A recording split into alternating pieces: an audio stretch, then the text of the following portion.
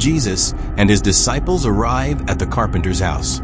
The carpenter sees them and rushes to the door, his eyes filled with emotion. "Come, preacher, come. I am blessed that you have come to the house of a sinner." Jesus steps inside and looks at a young woman. Philomena is bound in chains, her body frail and trembling. Her eyes are hollow with grief. The carpenter turns to Jesus, pleading, "Preacher, look at my daughter. She loved her brother dearly, but after his death, she lost herself. She hasn't spoken since. Just one word from you, and she will be healed. Please have mercy on me, Lord."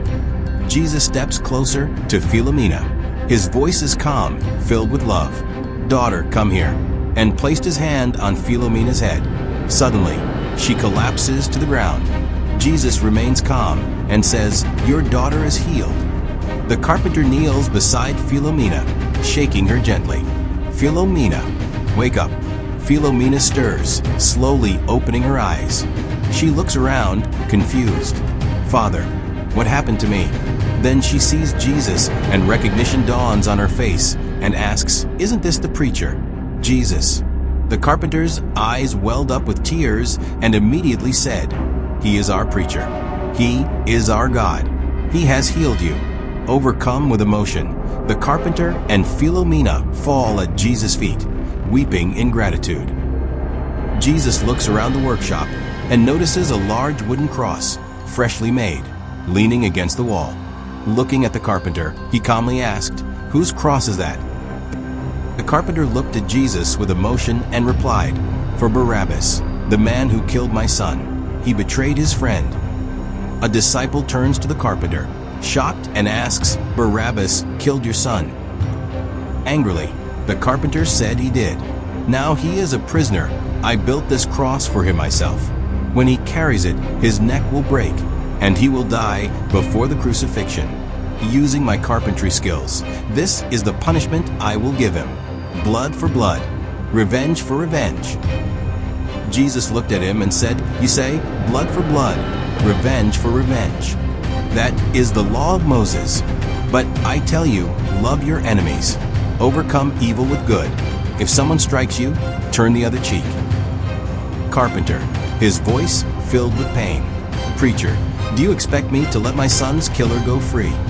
Barabbas took my son's life before he could even see his wedding day. I will not find peace until he is dead." Jesus looked deeply into the carpenter's eyes and said, "Truly, I tell you, Barabbas will not carry this cross." Silence. The words hang heavy in the air. The carpenter's eyes widened in shock and asked, "What? If not Barabbas, then who?" Jesus doesn't answer. He turns and walks out of the house, leaving the carpenter standing in stunned silence. As darkness falls, a group of servants and priests with fire sticks walk up the mountain. Judas is with them. In the distance, the crowd sees Jesus kneeling and praying. Judas points his hand in the direction of Jesus. At night, people were gathering and walking in front of the carpenter's house. Hearing the noise, the carpenter came out and asked one of them, "Where are you going?" The man replied, "They say Jesus has been arrested. They are keeping him in the temple. We're going to see him." Shocked, carpenter quickly ran toward the temple.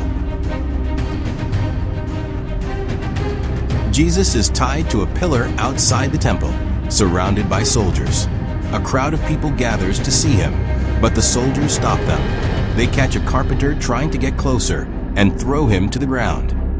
On the other side, Judas pushes through the crowd and looks at Jesus. Jesus looks at him intensely. Unable to handle the gaze, Judas panics and runs away, falls to the ground and begins to cry.